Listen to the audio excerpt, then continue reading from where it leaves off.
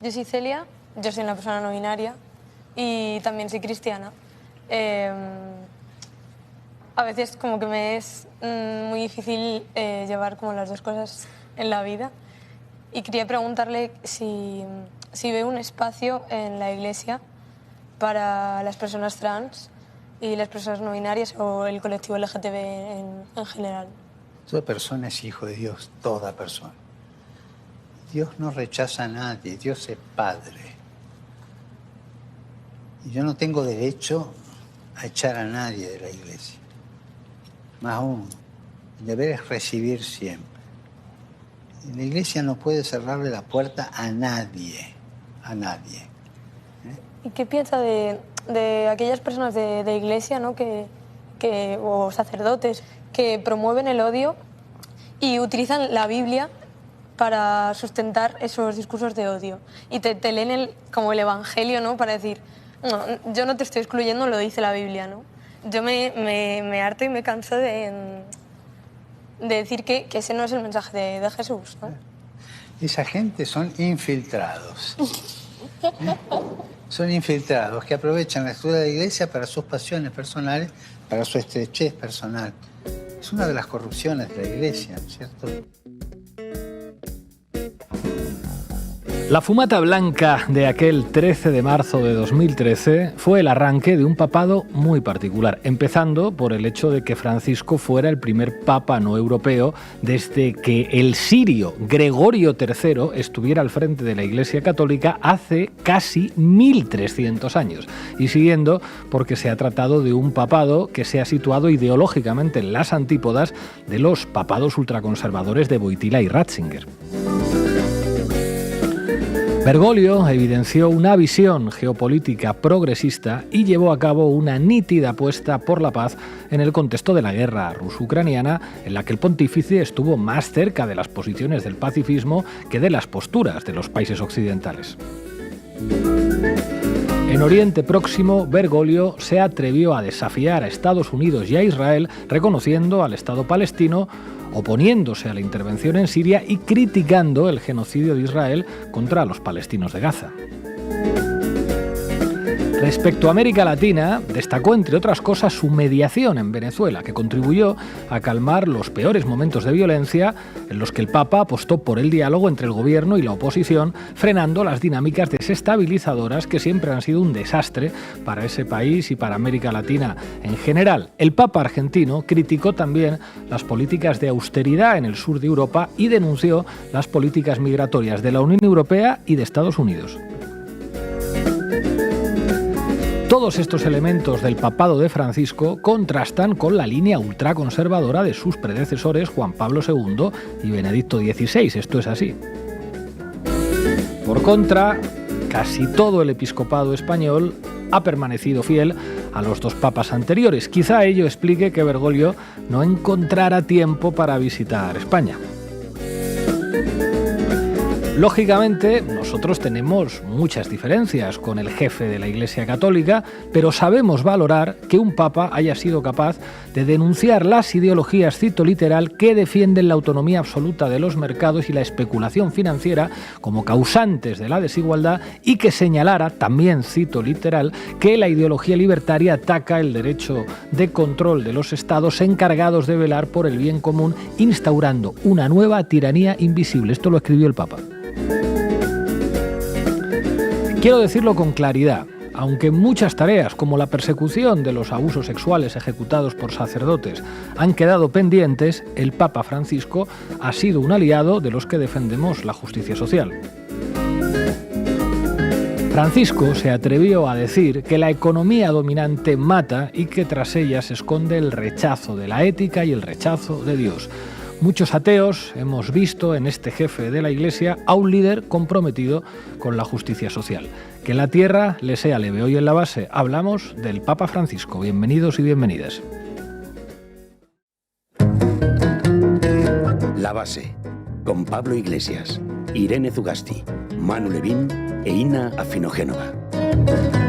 Bueno, hoy en La Base hablamos del Papa, pero antes hacemos algo parecido a eso de pasar el cepillo y aparecerá por aquí un QR por si queréis haceros con el libro que Irene Zugasti y yo hemos preparado en nuestro apostolado particular, que iremos contando por todas partes. En fin, pero hoy hablamos del Papa después de pasar el cepillo. Irene Zugasti, ¿qué nos traes? Urbi et Orbi. Bueno, pues hoy traemos una pequeña retrospectiva a cómo está la situación ahora mismo en el Vaticano, cómo se han ido colocando políticamente esas familias que van a pugnar ahora por la sucesión papal, y vamos a hablar también, bueno, de cómo es la situación de la Iglesia Católica ahora mismo en el mundo. Manu Levín, ¿qué dice la prensa o qué dijo la prensa? ¿Qué dijo y qué sigue diciendo hoy, incluso cuando acaba de morir el Papa? Vamos a repasar algunos de los obituarios que le dedica la derecha mediática al que era el jefe de la institución a la que supuestamente ellos pertenecen y son feligreses y presumen de ello. Dime quién te odia y te diré quién eres. Y aquí alguien que procede de la cultura ortodoxa, Ina Afinogénova. Claro, el Papa Francisco ha sido el primero en, 1000 años en reunirse con un patriarca ortodoxo. De eso hablaremos de algunos hitos de ese pontificado y bueno... También nos preguntamos, ¿no? Responderemos a la pregunta de por qué es considerado el Papa progresista. Y hoy en La Base contaremos con un teólogo, con Juan José Tamayo. Arrancamos, Rocío. La Base de datos. Informa Irene Zugasti. Todo tuyo, compañera.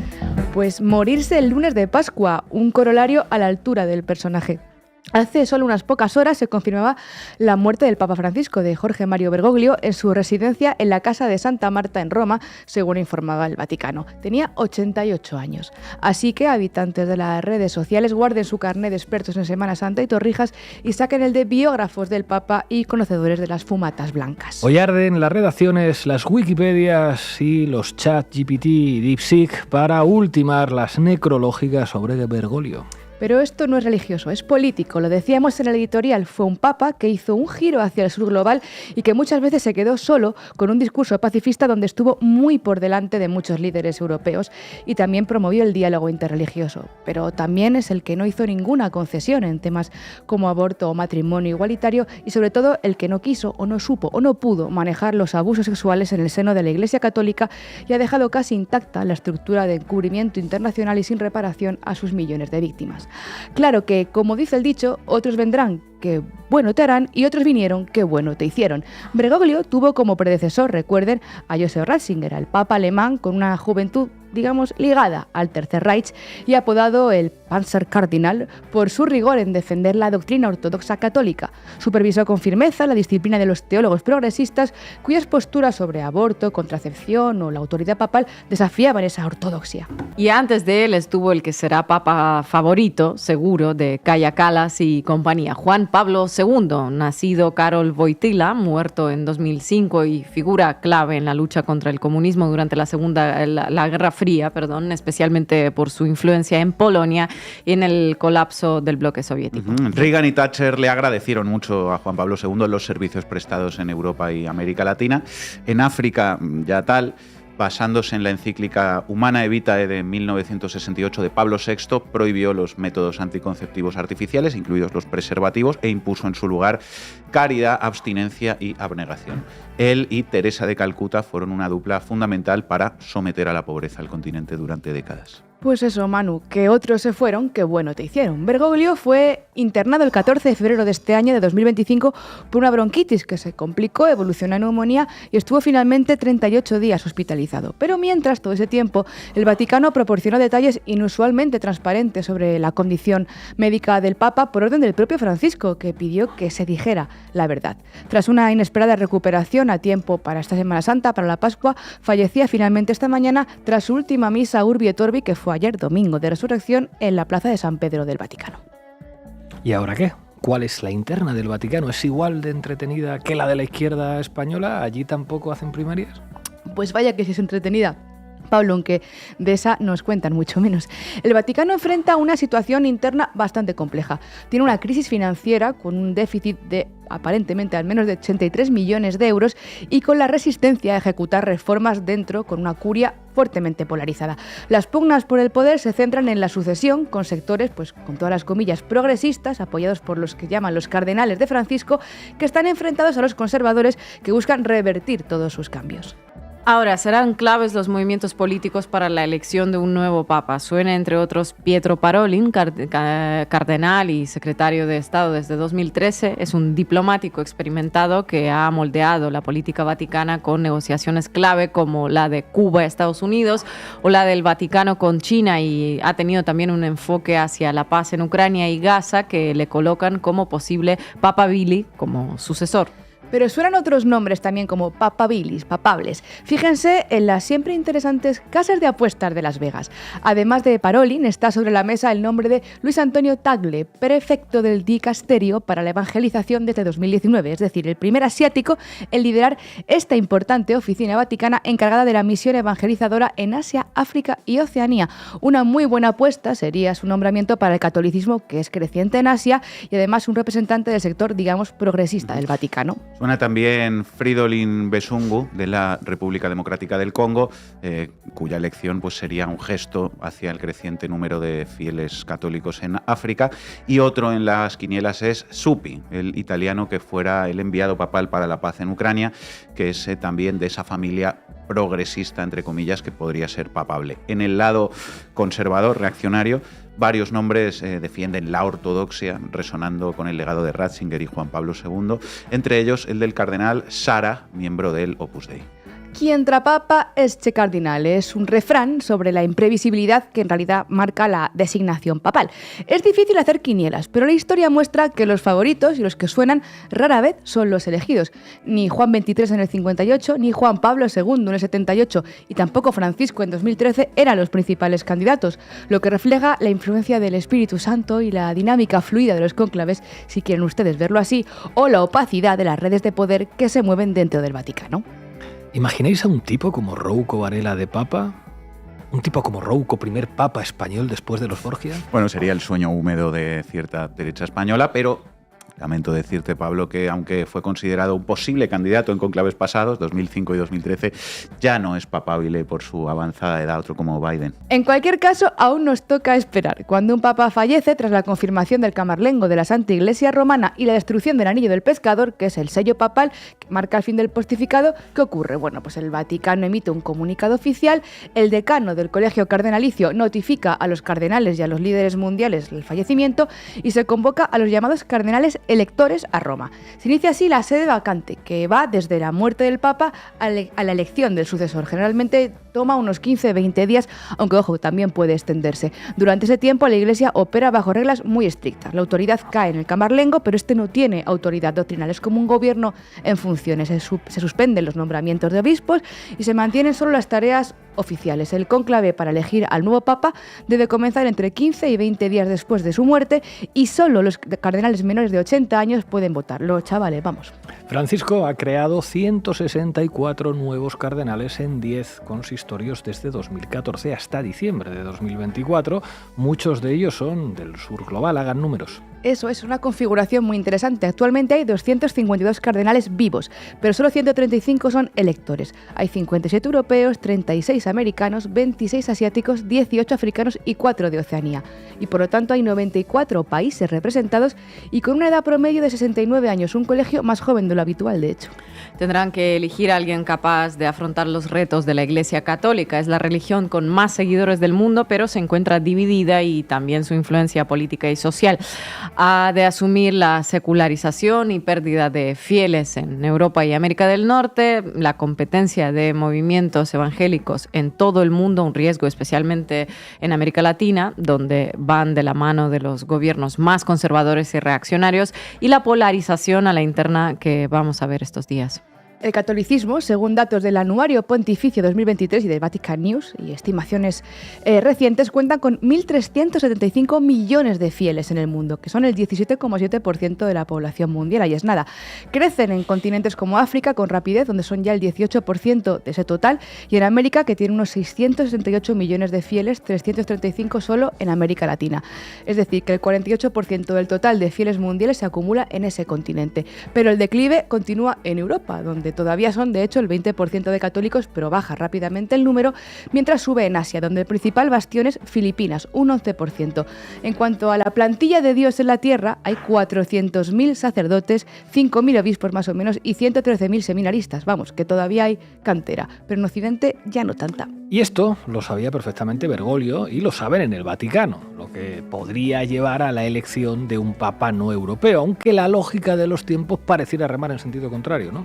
Y esa es la principal pugna ahora. Los cardenales electores se reunirán en congregaciones para preparar el cónclave y evaluarán cuáles son los posibles candidatos, aunque la campaña abierta está prohibida. Pero vamos, que cualquiera que haya visto la serie de Sorrentino o la película Cónclave sabe que eso de las redes de influencia, de posicionamiento ideológico y las actividades que discretamente elevan o descalabran un candidato son completamente comunes.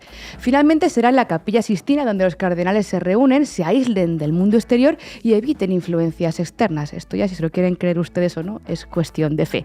Van a votar hasta 4 veces al día hasta que un candidato obtenga la mayoría de 2/3. Las comunicaciones electrónicas se bloquean y los participantes juran en secreto. Si no hay acuerdo, tras varias rondas, se queman los votos con químicos para producir esa fumata negra, ese humo negro que se ve desde la plaza de San Pedro del Vaticano.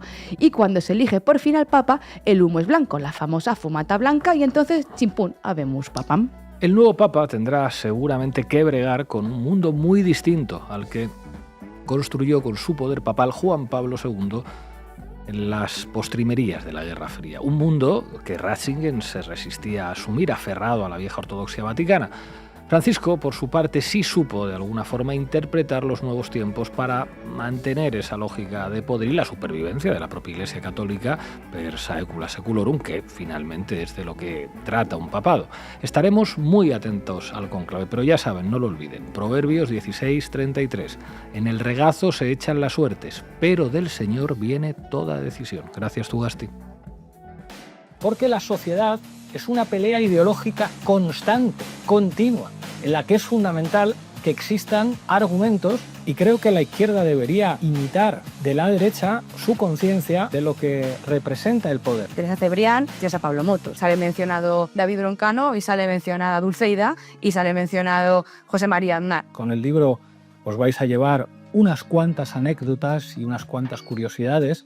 Creo que vais a encontrar material muy valioso para entender cómo funciona la ideología.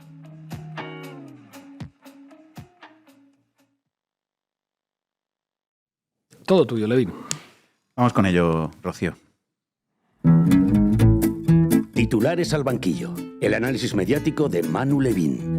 Muere el Papa Francisco, el obispo argentino que revolucionó para mal la Iglesia Católica. Francisco I, un papa que no será santo y tampoco era sabio. Acaba un pontificado caracterizado por un desvarío moral solo comparable con el desbarre político de un papa que ha querido ejercer de líder comunista. Titulares de hoy en la derecha mediática tras el fallecimiento de Francisco. ¿Sabéis eso de que cuando muere una persona todos son, si no halagos, al menos muestras de respeto, y que está un poco feo escupir sobre el cuerpo presente? Bueno, pues eso solo funciona cuando muere un fascista. Efectivamente, cuando se muere un fascista, que alguien se atreva a recordar que era un fascista en el mismo día de su muerte, está muy feo y es una falta de respeto y algo inmoral, que nadie manche la despedida del fascista, pero cuando se muere alguien que no les gusta a los fascistas, entonces no hay ningún problema, se le puede insultar, despreciar y vilipendiar aunque acabe de fallecer, incluso si esa persona era nada menos que el Papa de Roma, jefe de la Iglesia Católica, a la que muchos de los que hoy lo insultan suelen presumir de pertenecer. En este titular de Libertad Digital que acabamos de citar ya aparecía la palabra mágica, comunista, ya sabemos por dónde van los tiros, ¿no? Pero os sigo leyendo el obituario que le dedican hoy los grandes demócratas y mejores cristianos de Libertad Digital al Papa Francisco, que reúne básicamente todos los ingredientes del relato de la derecha mediática hacia su figura. Lo cierto, dice Libertad Digital, es que por poco común que sea decirlo en el momento inmediatamente posterior a su fallecimiento, Francisco I no ha estado a la altura. Es más, ha estado muy lejos de siquiera poder ser comparado con sus predecesores. A día de hoy no se sabe bien si los católicos deben adorar a Dios o al planeta y su sagrado clima, si quizá deberían convertirse al Islam o si la otra mejilla ha sido sustituida por el puñetazo que esperaba a los que insultasen a la madre de Bergoglio y, en el contexto de aquellas declaraciones, al profeta Mahoma. Vamos, que Francisco en realidad era musulmán. Musulmán y también adorador de la Pachamama, ojo. y todo eso es lo de menos, compañeras. Lo que sí han podido tener muy claro los fieles que siguiesen los dictados de Francisco I es que sus grandes enemigos eran el dinero, el capitalismo y, por supuesto, los empresarios, para los que el Papa ha tenido siempre palabras de extraordinaria dureza, demostrando un desconocimiento de la historia y, por supuesto, de los fundamentos básicos de la economía. Bergoglio trató durante todo su pontificado de culpar de la pobreza en el mundo a los que más han hecho por evitarla, la libertad económica y empresarial. ¿Quiénes son los que más hacen por los pobres? ¡Los ricos! ¡Viva la libertad, carajo! Le ha faltado añadir a este buen feligrés al final de este párrafo, que es muy significativo porque habla de cuál es en realidad la verdadera religión de esta gente. ¿El cristianismo? No. El capitalismo salvaje, la explotación, la usura, todo muy cristiano. Todo muy cristiano. Y quien ose blasfemar sobre esa su verdadera religión, que no es otra que el capitalismo, merece todo el desprecio. Y bien muerto está, oiga, aunque sea el Papa. Que arda el templo y que vivan los mercaderes. Lo peor de todo, prosigue Libertad Digital, no obstante, no han sido los disparates económicos, sino la otra cara de ese sectarismo atroz que este Papa ha lucido durante estos años, la política. Porque Francisco I, dice Libertad Digital, ha querido ser sobre todo un líder político y para ello ha tirado por la borda todo el bagaje moral que la Iglesia había acumulado desde que Karol Wojtyła se convirtió en una de las figuras centrales de la lucha contra el comunismo que acabó con todas las dictaduras en Europa del Este. Francisco ha tirado por la borda el bagaje moral de sus predecesores. Debía continuar el legado, claro, del anticomunista Wojtyła y del exmilitante, ¿quién no ha tenido un pecadillo de juventud? De las juventudes hitlerianas, Ratzinger. Ese bagaje moral sí que estaba súper guay. Exactamente lo contrario, prosigue Libertad Digital, que ha hecho Francisco I, que tiene un larguísimo historial de compadreo con los regímenes más nauseabundos del mundo, con gestos especialmente repugnantes, como la visita que hizo a Fidel Castro, cuando el dictador cubano ya no ostentaba ningún cargo oficial y en el propio domicilio del sátrapa, rindiéndole pleitesía. Por si eso no fuese bastante ignominia, en el mismo viaje se negó a reunirse con representantes de la disidencia. Ah, sí que Francisco muy mal, porque quiso ser un líder político. Esto lo dice tras alabar a que Juan Pablo II fuera una de las figuras centrales en la lucha contra el comunismo, para a continuación explicar que lo que tenía que haber hecho Francisco para evitar meterse en política era reunirse pues con la oposición cubana, claro que sí, Por supuesto, hombre. lógica aplastante. Lo peor es que el comportamiento en aquel ya lejano viaje no ha sido una excepción, dice Libertad Digital. Francisco I ha mantenido las mejores relaciones posibles con dictadores y con corruptos liberticidas como Cristina Fernández de Kirchner. Siempre que ha tenido la oportunidad de hacer el bien, la ha despreciado. Siempre que ha tenido la oportunidad de estar del lado de criminales liberticidas, la ha aprovechado. Ha apoyado de palabra y de hecho a la dictadura bolivariana. Chupito ha estado más del lado de Rusia que del de Ucrania. Se ha compinchado con la dictadura comunista china. Incluso en el conflicto de Israel y los fanáticos islamistas antisemitas de Hamás se ha tragado la propaganda de los terroristas que, por cierto, han expulsado a prácticamente todos los cristianos de Gaza. En fin, que ha sido ya no contumaz, sino casi infalible en el error. Durante todos estos años podíamos esperar a que el Papa, dice Libertad Digital, se posicionara en cualquier tema y estar seguros de acertar tomando nosotros la posición contraria. No ha habido mejor brújula moral en décadas, solo que indicaba siempre el lado incorrecto. No será santo, desvarío moral, desbarre, disparates, desvaríos, sectarismo atroz, ignominia, nauseabundo, repugnante, amigo de dictadores, sátrapas, corruptos, liberticidas, terroristas, Castro, Chávez, Kirchner, Rusia, China, jamás. Todo esto en 4 parrafitos, y el mismo día del fallecimiento del Papa Francisco. No echa más bilis el tal Carmelo Jordá que firma esto, porque es imposible que alguien le envíe un exorcista a este tipo, por favor, a ver si consigue extirparle el maligno que lo ha poseído al pobre hombre, que, bueno, la Virgen no sé si se le ha aparecido alguna vez, pero el comunismo se le aparece todo el rato en cualquier parte. Y es que el problema que ha tenido este pontificado, concluye Carmelo Jordá, es que no se puede creer al mismo tiempo en Dios y en el comunismo, porque de forma indefectible se acaba sirviendo al segundo. Es lo que demuestra la historia y el propio Bergoglio nos ha permitido constatar una vez más, con todas las cosas que ha dicho y hecho Francisco I como Papa. Concluye Libertad Digital. La imagen que resume su pontificado es la de una anécdota, quizá no tan importante, pero sí tremendamente significativa. El momento en el que recibió de manos de Evo Morales, sobre el que, por cierto, también pesan gravísimas acusaciones, una imagen de un Cristo crucificado en una hoz y un martillo. Nada podría representar mejor lo que han sido unos años que, de no ser la Iglesia una institución con 2 milenios a sus espaldas y con una capacidad de resistencia como no la ha tenido ninguna otra en la historia, la habría dejado herida de muerte. Que el Papa sostuviera una imagen que contenía una hoz y un martillo, un símbolo de la lucha de los pobres del mundo, estaba muy mal y dejaba a la Iglesia herida de muerte. Tenía que haber posado con una esvástica, por ejemplo, así no habría habido ningún problema. Como le hubiera gustado al bueno de Ratzinger, o con un símbolo del dólar, ¿no? O del euro, no del yuan, por ahí, ¿no? Bueno. Este es, amigos, amigas y amigues, como dice Pablo, el piadoso lenguaje de los obituarios que le dedica hoy la derecha mediática al Papa Francisco. Si alguien pensaba que estos tipos iban a esperar al menos 24 horas para decir este tipo de cosas, ya ve que se equivocaba, pero tampoco es que sea sorprendente encontrarnos con esto, ¿no? Si recordamos un poco, pues cuáles son las cosas que llevan muchos años diciendo los medios fachas sobre la figura de Jorge Bergoglio, porque claro, al lado de algunas de esas cosas, este obituario de Carmelo Jordá es un ejemplo de respeto y contención. Hemeroteca, el buen cristiano Paco Maruenda. Ingreso básico, el IBU, o salario universal, para que cada persona en este mundo pueda acceder a los más elementales bienes de la vida. La reducción de la jornada laboral es otra posibilidad. El ingreso básico, Hugo, es una posibilidad. La otra es la reducción de la jornada laboral. No puede haber tantas personas agobiadas por el exceso de trabajo y tantas otras agobiadas por la falta de trabajo.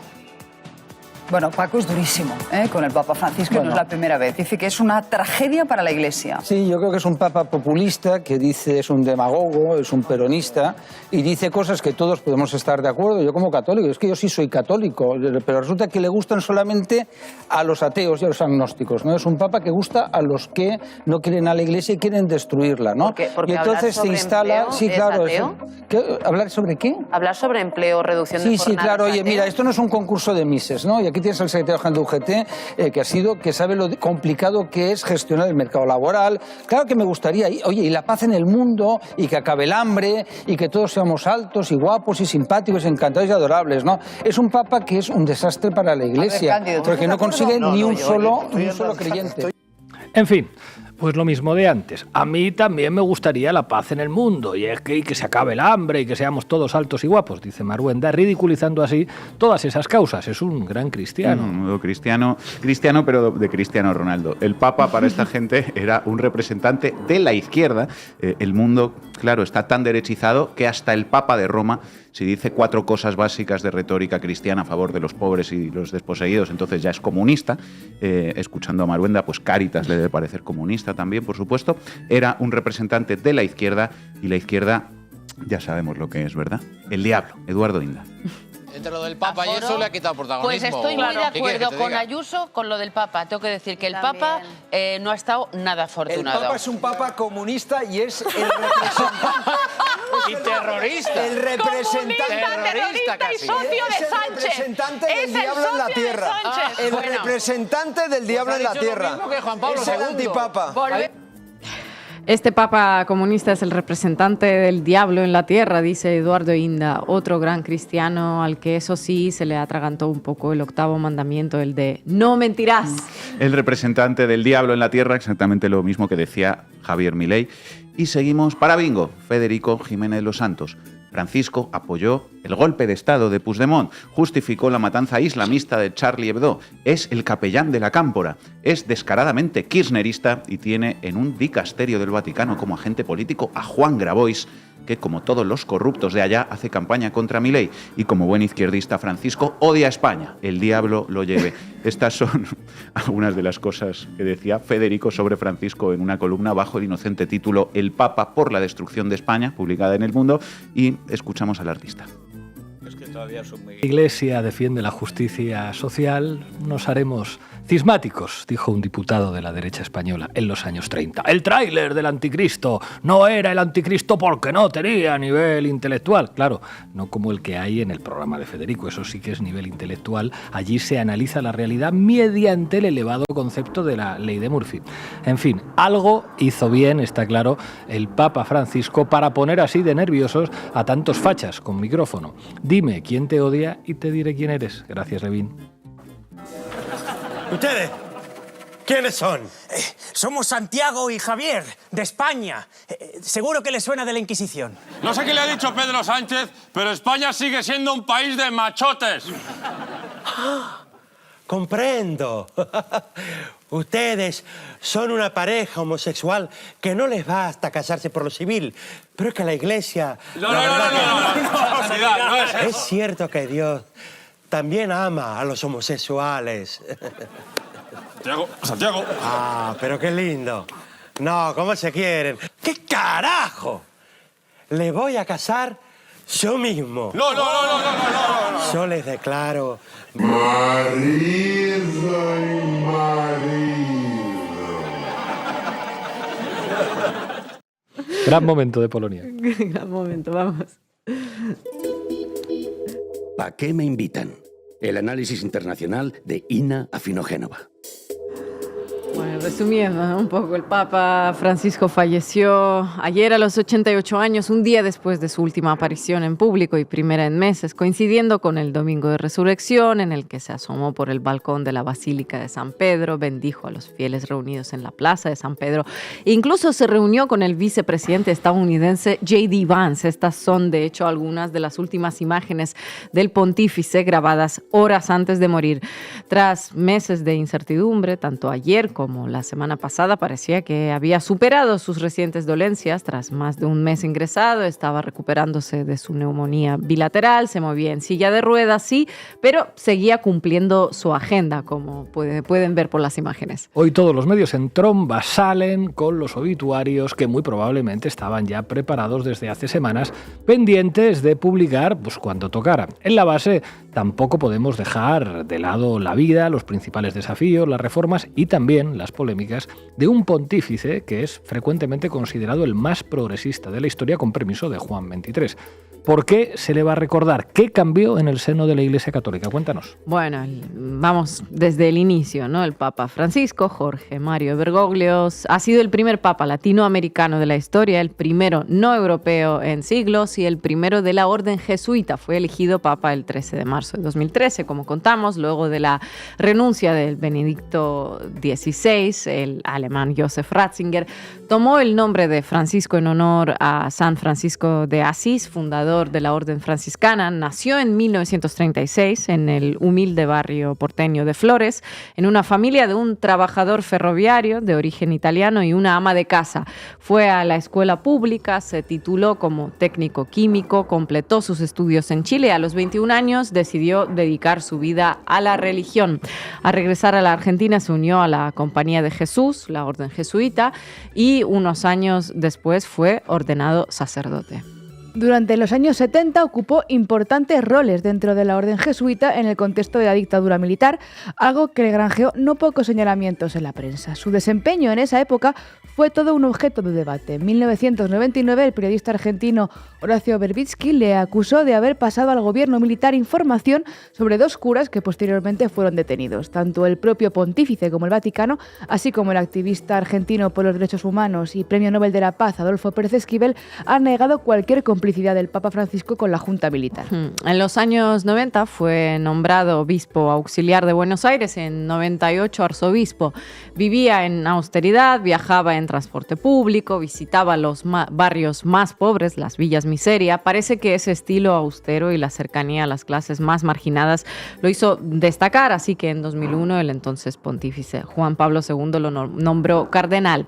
El énfasis en la misericordia, en la justicia social, se convirtieron en una especie de sello propio a lo largo de todo su servicio, algo que llevó al Vaticano y por lo que algunos le pegaron esa etiqueta del Papa más progresista. Un Papa progresista para algunos y comunista para otros, lo estábamos viendo antes. Difícil de olvidar lo recordábamos también, aquel post en X del presidente argentino, todavía presidente argentino, Javier Milei, diciéndole al Papa, zurdo, hijo de puta y representante del maligno en la casa de Dios.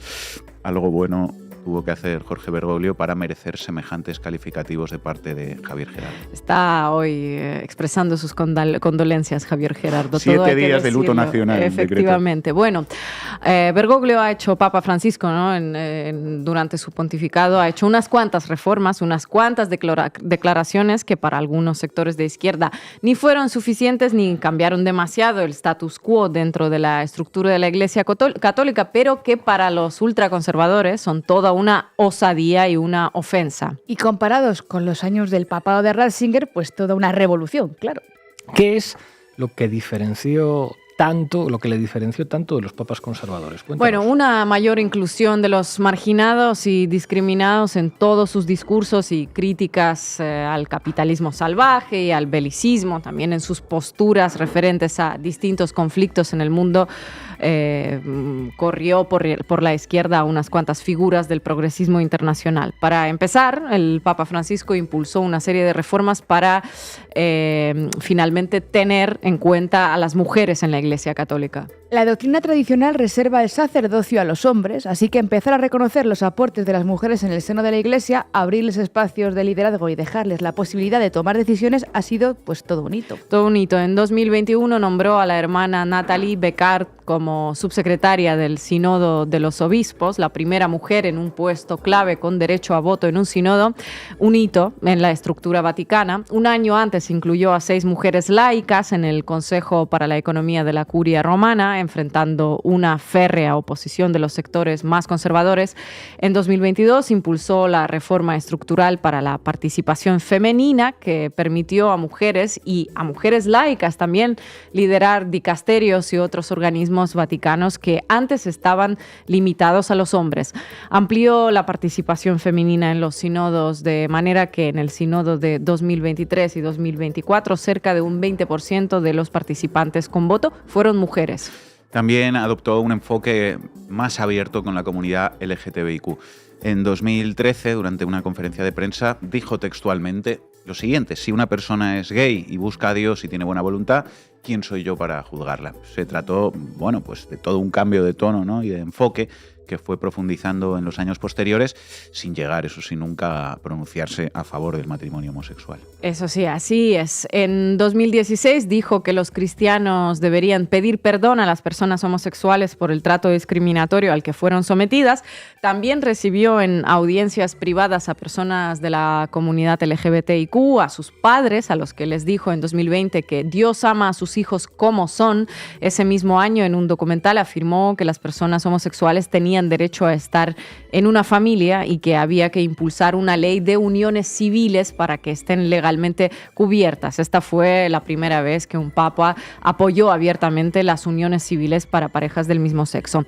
Se reunió también con personas transgénero, calificó de injustas las leyes que penalizan la homosexualidad y aunque no cambió la doctrina sobre el matrimonio, como ya dijo Manu, hizo algunos avances hacia la aceptación que se considerarían imposibles en los papados anteriores. Francisco también ha puesto su firma personal en la tradición del lavado de pies del Jueves Santo. A menudo lo hacía con presidiarios y elegía a presos de otras religiones o a personas trans, haciendo hincapié en la inclusión de los más marginados y discriminados. También fue el primero en celebrar esta tradición exclusivamente con mujeres, ¿verdad? Si nos vamos un poco a lo geopolítico, que es lo interesante, el Papa Francisco fue uno de los promotores más activos del diálogo interreligioso. En 2016, la capital cubana, La Habana, acogió un histórico encuentro entre el Papa Francisco y el patriarca Kirill de Moscú, líder de la Iglesia Ortodoxa rusa. Fue la primera reunión entre un papa y un patriarca desde el gran cisma de 1054 que dividió a la Iglesia Católica y a las iglesias ortodoxas. Firmaron en aquel momento una declaración de 30 puntos enfocada en temas de la unidad cristiana y en la necesidad necesidad de la paz en diferentes conflictos. En temas de la paz, como ya dijo Irene, pues adelantó por la izquierda a unos cuantos políticos supuestamente progresistas, condenó la carrera armamentística, abogó por la diplomacia, el desarme nuclear y fue objeto de críticas de belicistas que abogan o por la paz justa o por el derecho a defenderse defendiendo de la geografía. En 2024 sugirió en una entrevista que Ucrania debería tener el coraje de la bandera blanca para negociar, frase por la que fue tachado de rendicionista en nombre de la paz por intelectuales y políticos varios.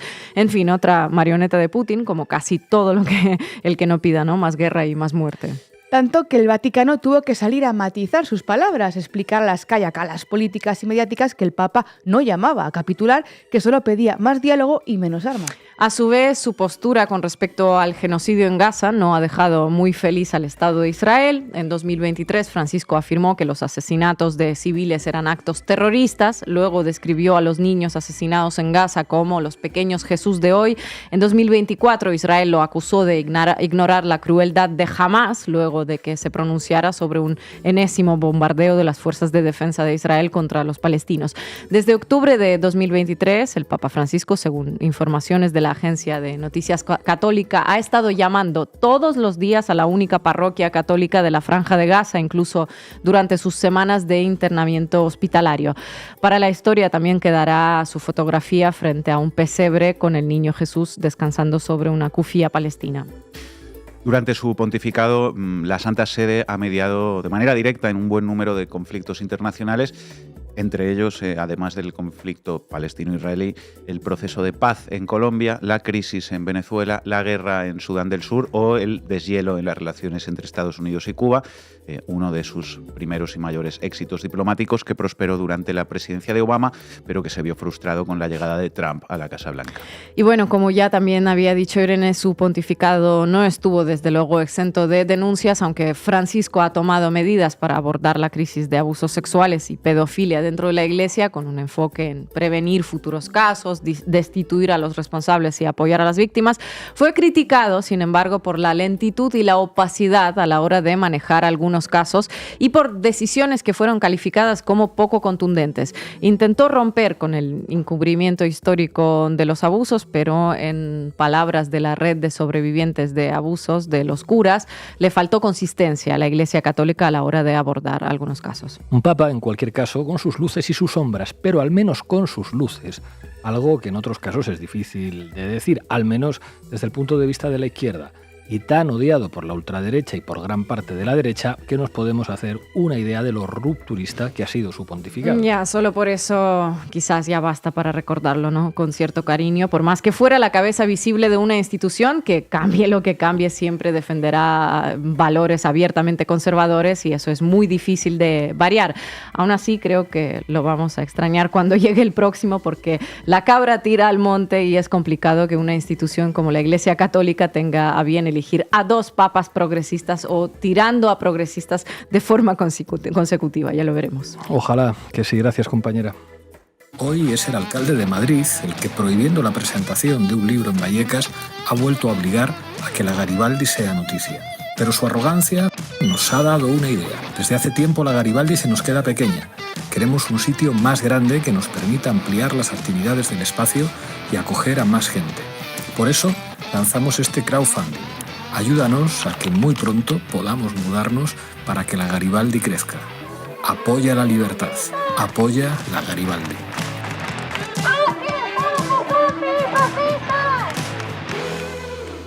Juan José Tamayo, muchísimas gracias por atender a La Base y a Canal Red. Gracias a ti, Pablo, por invitarme. Juan José, querríamos conocer tu análisis sobre el pontificado de Francisco. ¿Cuáles han sido, a tus juicios, las claves por las que se va a recordar a Francisco en el futuro?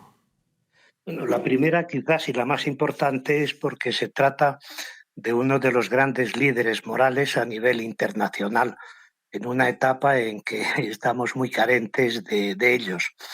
¿Y por qué es un líder moral internacional? Pues yo creo que por su crítica del neoliberalismo.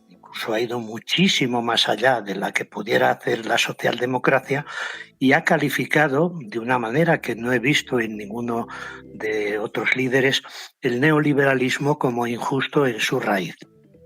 Claro, a partir de ahí nos encontramos con que ha hecho una crítica muy severa de la cultura del descarte, de la población sobrante, que coincide casi al 100% con la teoría de Achille Mbembe de la necropolítica, esa capacidad que tienen todos los poderes coaligados de decidir quién puede morir y quién debe vivir, ¿no?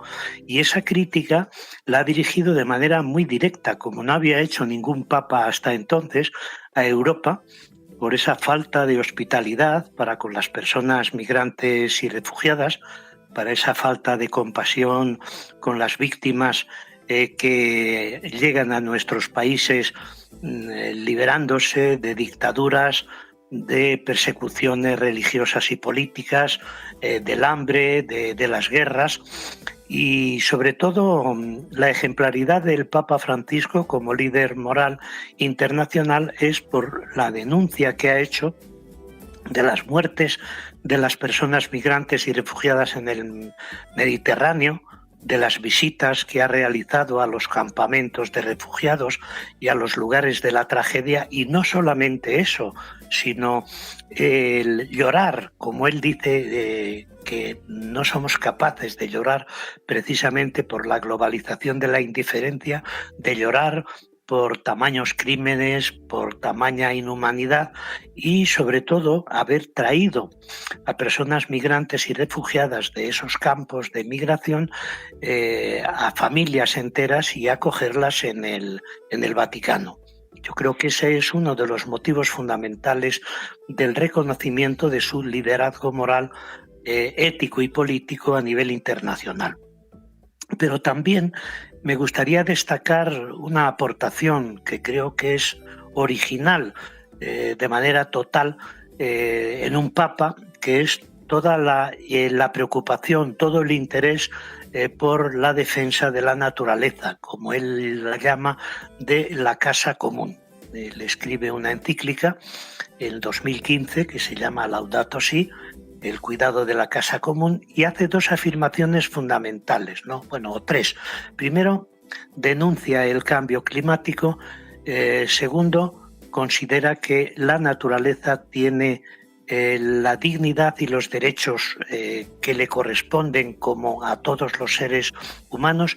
Y la tercera es que, en consecuencia con esas dos afirmaciones anteriores, es la necesidad de una ética del cuidado. O sea que lo que hablamos de la ética de la compasión para con las personas, él la traduce en la ética del cuidado hacia la naturaleza, constatando que además esa ética del cuidado es casi coincide plenamente con la ética del cuidado de nosotras y nosotros mismos, porque no solamente somos parte de la naturaleza, sino que somos también la naturaleza. Y finalmente, creo que va a ser recordado por un cambio radical en la manera de entender la caridad, de entender la política, ¿no?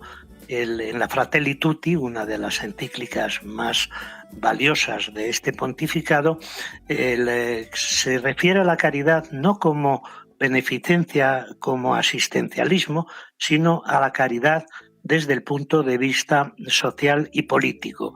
¿Y cómo se traduce esa caridad social y política? Pues a través de una defensa del bien común. Y dentro de esta defensa se refiere de manera especial a los movimientos sociales, a los movimientos populares, con los que se ha reunido en 3 o 4 ocasiones y ha apoyado esa triple T de la que él hablaba en sus discursos: tierra, trabajo y techo. Juan José Tamayo, muchísimas gracias por atender a La Base y a Canal Red. Llegamos al final. No olviden hacerse socias y socios de Canal Red en apoya.canalred.tv o en el QR que aparece aquí a mi izquierda. Vamos a acabar con un tema que seguramente le hubiera gustado escuchar a Jorge Bergoglio. Es el himno de su equipo de fútbol, el himno del San Lorenzo. Hasta mañana.